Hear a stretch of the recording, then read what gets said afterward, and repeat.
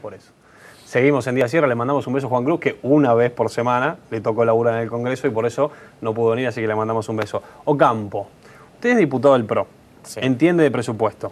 ¿Hay alguna explicación racional por la cual el PRO, después de 6 años de gestión, Van? Sí. 6 años de gestión, no haya avanzado con la obra del Vega, una obra clave para que no se inunde más el norte de la ciudad? Sí, hay una razón. Nosotros en el año 2008 sancionamos un proyecto de ley que era un sistema de endeudamiento para financiar las obras del Arroyo Vega. Para obtener ese financiamiento, la ciudad tenía que tener una autorización, un aval por parte del Poder Ejecutivo Nacional. No es que lo pagaba, ni siquiera se hacía solidariamente, si no lo pagaba responsable de la ciudad. Y no lo firmó nunca. Es un trámite de rutina en el Ministerio de Economía. No tiene que firmar la presidenta. ¿Por qué el gobierno está empecinado en que ustedes no dejarle sacar plata, tomar deuda, digamos? Yo creo que el gobierno a veces se equivoca en ese sentido. Se equivoca y ha elegido a Mauricio Macri como el enemigo y eso lo traslada a las políticas públicas. Yo me parece que la discusión de la política tiene un límite y es cuando se afecta la vida cotidiana de la gente. Ellos tienen la obligación de gobernar para todos los argentinos. Nosotros tenemos la obligación de gobernar y resolver los problemas para la ciudad y lo normal y lógico es que nos pongamos de acuerdo para resolver los problemas. Lo ilógico es este grado de hostigamiento, de ataque permanente que sufre el gobierno nacional, el gobierno de la ciudad por parte del gobierno nacional. ¿Y hay posibilidad de que se haga esa obra en algún momento? Yo creo que sí. 130 millones de dólares, no es tanta plata. ¿Cuánto es el presupuesto que van a aprobar ahora? ¿40.000? Sí. Bueno, contra si vos sumás 600 millones. Pero si vos sumás, sí, está bien. Si lo ves en el plano de una sola obra, sí, pero la ciudad tiene otros gastos y otras cosas que... ¿Pero hay alguna obra más importante que esa, que no se inunde en una parte de la ciudad? Perdón, quizás me decís sí. Hay obras importantes. Nosotros tenemos una premisa que es de justicia intergeneracional, que es que las obras de infraestructura de largo plazo que se aprovechan por muchas generaciones, se financian a través de créditos, de préstamos, de sistemas de endeudamiento, porque eso no hace cargar sobre una generación el costo de una obra que aprovecha muchas generaciones. O sea, ustedes no usan recursos propios de la ciudad, sino que le piden a un banco extranjero que le preste plata. Claro, no, usamos recursos porque después hay que pagar el préstamo, ¿no? Sí, pero ese es el mecanismo más justo y equitativo en estos casos. Lo hicimos cuando apenas arrancamos la gestión con el tema de la obra del Arroyo Vega. Nosotros queremos que esa obra se haga y seguramente el gobierno nacional, creo que a partir de lo que pasó en esta última inundación en la ciudad de Buenos Aires y con todos los problemas que tiene la provincia de Buenos Aires, que hoy hay 3.000 evacuados, es decir, todavía tienen unos problemas importantísimos de infraestructura, se tienen que dar cuenta que lo que tienen que hacer es agilizar los trámites para que nosotros podamos hacer las obras y resolver... ¿Va a haber obra o no va a haber obra? Respuesta binaria. Sí, yo creo que sí. ¿Va a haber obra? Sí. ¿En cuántos años? Los que la ingeniería de estas obras determine. La verdad no tengo el número, y no tengo el plazo, aparte son temas muy complejos y seguramente cambiarás quiénes son los oferentes en una licitación. La licitación no se llevó adelante porque no está el financiamiento, así que es un proceso más complejo. ¿Están negociando con el gobierno algún tipo de...? Estamos conversando algunos temas con el gobierno. Los temas que estamos conversando son los vinculados a la propuesta que hizo la presidenta del plan Procrear, que son el plan de viviendas, que mandó la legislatura. Bueno, estamos estudiándolos y bueno, seguramente los vamos a poner en tratamiento. Son algunas propuestas muy buenas para la ciudad. Esperemos que salgan de ser propuestas, porque la presidenta nos tiene acostumbrados a muchos anuncios y pocos hechos. Pero si eso pasa, bueno, bienvenido sea para la ciudad. Habla con Delich. Usted tiene mucha experiencia en el sector educativo, ¿correcto? Un poco de experiencia. Un poco de experiencia. Fuiste ministro, de hecho, de la Rúa de Educación Nacional. O sea, que el tipo por lo menos sabe de educación. Sí. El otro día... yo me enteré, algo que me preocupó bastante, que tiene que ver con lo siguiente. Hay un estudio del gobierno de la ciudad, del año pasado, donde se encuesta a 300 chicos y 300 docentes de la ciudad. De ese estudio, que quizás ya te lo habrán contado, salió un número bastante preocupante, que es que el 70% de los chicos no sabe o no puede sostener una operación matemática básica. O sea, se le plantea una regla de 3 simple, después se lo hace llevar a la práctica y el pibe no lo puede hacer. Pero aún más preocupante que eso es que no lo pueden hacer tampoco los docentes. Una regla muy simple. Tengo 2 vasos que me salen 4 pesos, le sumo un celular que vale 7 pesos. Si yo pago con 50 pesos, ¿con cuánta plata me queda en el bolsillo?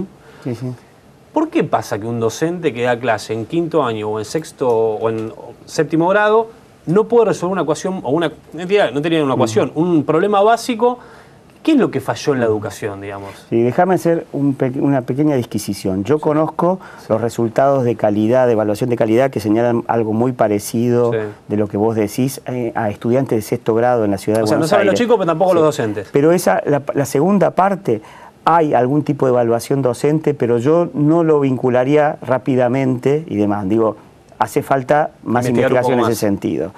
Pero es cierto que el sentido común dice que un chico no aprende lo que el profesor no puede enseñar. Está claro. ¿No? El techo de aprendizaje de un chico es el que pone el profesor. En la medida que el profesor está mal formado, el techo del chico es más bajo. Entonces tenemos un problema de calidad. ¿Por qué sucede eso?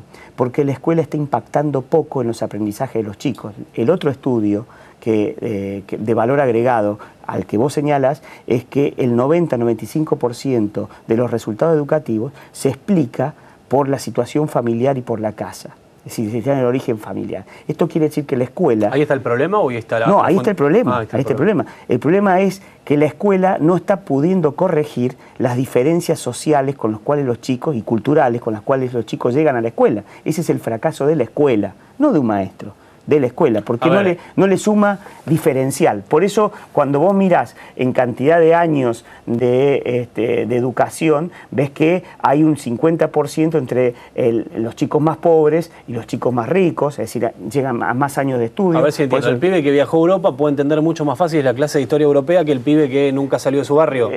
Seguramente, porque eso tiene que ver con un contexto familiar, con lo que se suele llamar los recursos familiares y demás. Y antes el hogar funcionaba como apoyo al colegio y ahora tiende a no. Antes funcionaba mucho más.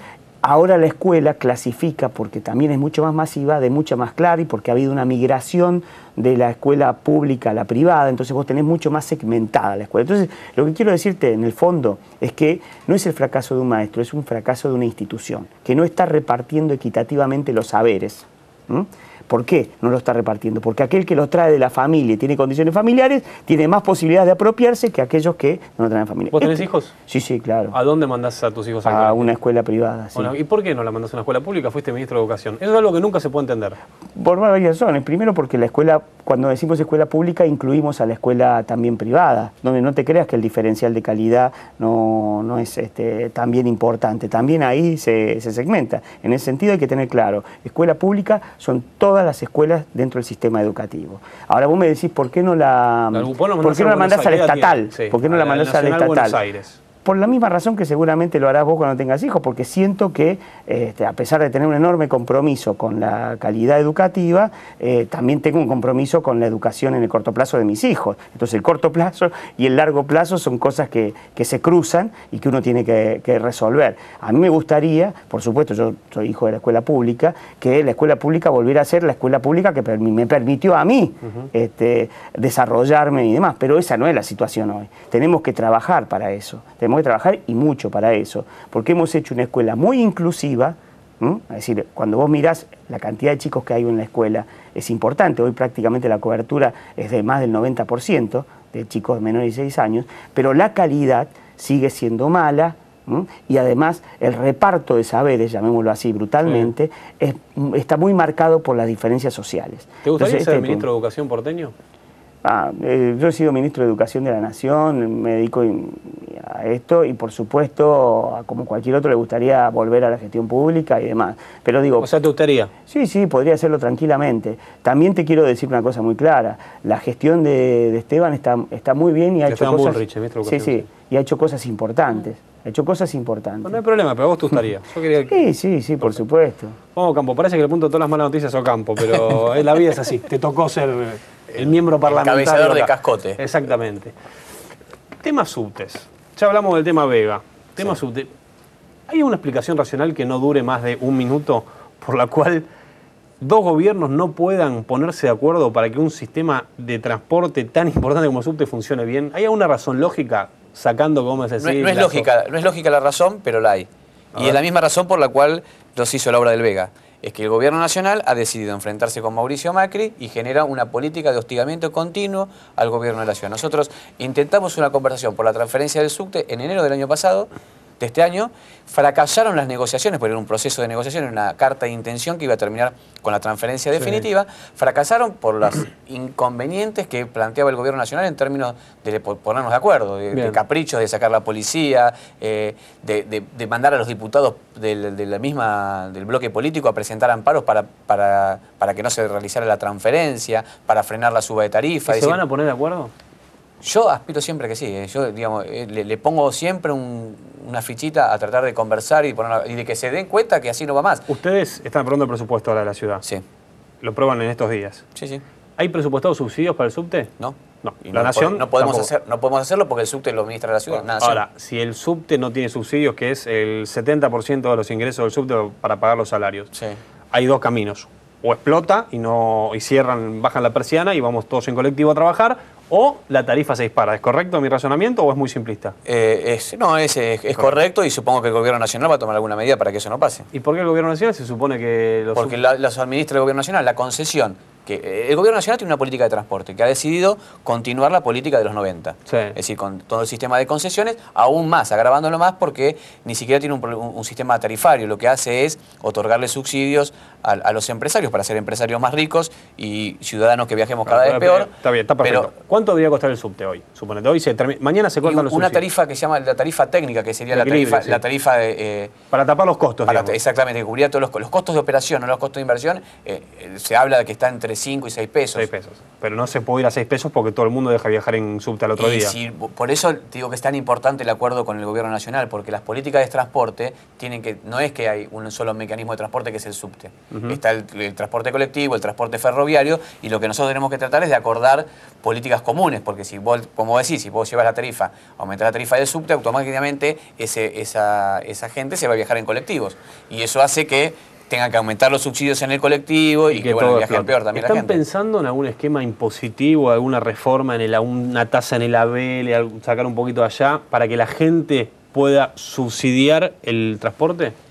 Mira, lo que se piensa, y lo pensamos cuando hicimos las primeras medidas que fue en este fracaso de la transferencia, siempre hubo medidas pensándose en que había que financiar la diferencia entre los costos de operación y lo que se pagaba por tarifa, lo que pagaba el usuario por tarifa.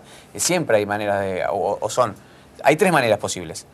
O sistema de subsidios, sí, que se financian con cargos al Tesoro, para eso se financian o con impuestos, sí, creación de nuevos, o con aumento de los que ya están, o con reducción de servicios de lo que presta la ciudad. Es decir, tomás el mismo presupuesto, le sacás a educación, a salud, a desarrollo social, y con ese dinero financiás el subterráneo. Es decir, no hay magia. La magia la hace el Gobierno Nacional. ¿Por qué la hace? Porque tiene el ANSES, porque tiene el Banco Central y emite billetes. Nosotros no lo podemos hacer. No lo haríamos tampoco si lo pudiéramos hacer, pues somos responsables cuando administramos, y me parece que hay que discutir todo. La discusión del subte es la discusión de esa, pero también la discusión de las inversiones de las obras, ¿no? Una de 10 segundos para Delich. ¿Necesitaban del PRO para que renazca el radicalismo? Necesitamos del PRO para que renazca la oposición en la Argentina, sin duda. Sin dudas. Bueno, muchas gracias a los dos por haber venido, ¿eh? Yo la pasé muy bien, no sé si ustedes la pasaron bien. Sí, bien, más o menos, transpiró un poquito con la pregunta. Pero la camiseta. Pero es habitual. Es habitual, sí, es así. Gracias por todo. Esto fue Día de Cierre. Nos vemos la semana que viene cuando venga Juan Cruz y levantemos el programa. Gracias por todo. Chao.